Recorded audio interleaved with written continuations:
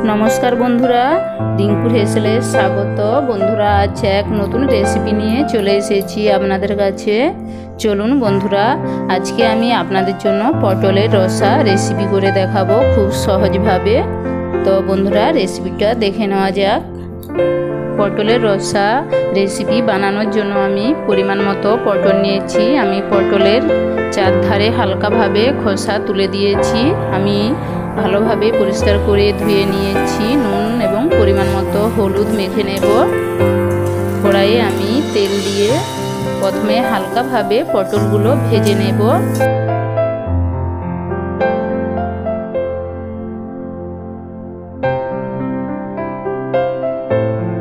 পটলগুলো আমার হালকাভাবে ভাজা হয়ে গিয়েছে। আমি খুব একটা কড়া করে ভাজি না, আমি পটল নামিয়ে রাখবো। আমি আগে থেকে আলু হালকা করে সেদ্ধ করে ছোট করে কেটে রেখেছি। আমি আবার গ্যাসের আঁচে কড়াই বসিয়ে পরিমাণ মতো সরষের তেল নিয়ে ওর মধ্যে আমি সামান্য পরিমাণ 5 ফোড়ন নিয়েছি। 5 ফোড়ন হালকা ভাজা হয়ে গেলে ওর মধ্যে আমি আগে থেকে বেটে রাখা পেঁয়াজ আমি দিয়ে দেব। পেঁয়াজটা আমি হালকাভাবে বেটে নিয়েছি আর দুটো কাঁচা লঙ্কা নিয়েছি। হালকা নাড়াচাড়া করে পেঁয়াজ আমার ভাজা হয়ে গেলে ওর মধ্যে আমি পরিমাণ মতো রসুন বাটা ও আদা বাটা এবং টমেটো কুচি দিয়ে আমি হালকাভাবে নাড়াচাড়া করে নেব।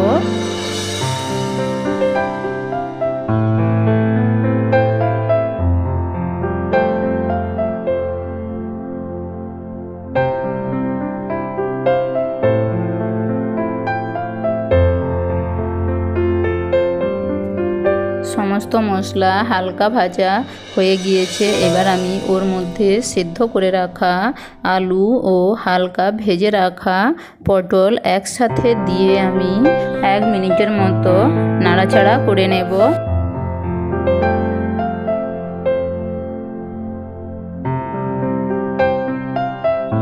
এবার আমি এর মধ্যে পরিমাণ মতো লবণ দিয়ে দেব।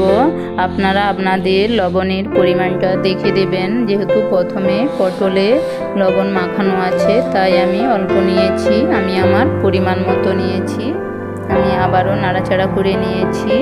এবার আমি আগে থেকে পরিমাণ মতো হলুদ গুঁড়ো ও লঙ্কা গুঁড়ো জলের মধ্যে গুলে রেখেছিলাম। আমি সেই গুলিয়ে রাখা জলটা পটল আলুর মধ্যে দিয়ে আমি 2 থেকে 3 মিনিটের মতো লো আঁচে কষে নেব।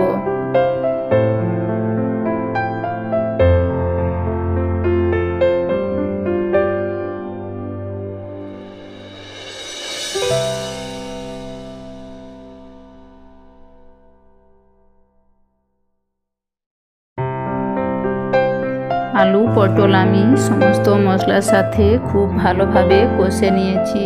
এবার আমি এর মধ্যে পরিমাণ মতো জল নিয়ে নেব। আমি এখানে বড় বাটির 1.5 বাটি জল নিয়েছি। যেহেতু আমি পটলের রসা বানাচ্ছি তাই জলের পরিমাণটা আমি বেশি নিয়েছি।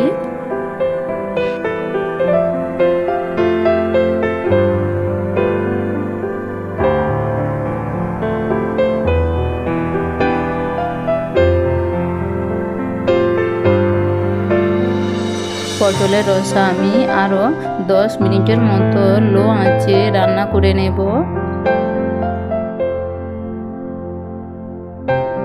পটলের রসা আমার রান্না হয়ে গিয়েছে। আমি একটা পাত্রে নিয়ে আপনাদের দেখাচ্ছি। বন্ধুরা আমার এই রেসিপিটা যদি আপনাদের ভালো লাগে তাহলে একটা লাইক শেয়ার ও সাবস্ক্রাইব করে দেবেন। বন্ধুরা দেখুন পটলের রসার কালার কত সুন্দর এসেছে, দেখতে কত সুন্দর হয়েছে এবং খেতেও বন্ধুরা দুর্দান্ত। বাড়িতে অবশ্যই একবার হলেও এইভাবে বানিয়ে খাবেন। বন্ধুরা আজ তবে এতটাই, আবার দেখা হবে নতুন কোনো রেসিপি নিয়ে। ততক্ষণে আপনারা সবাই ভালো থাকুন, সুস্থ থাকুন এবং আমার সঙ্গে থাকুন।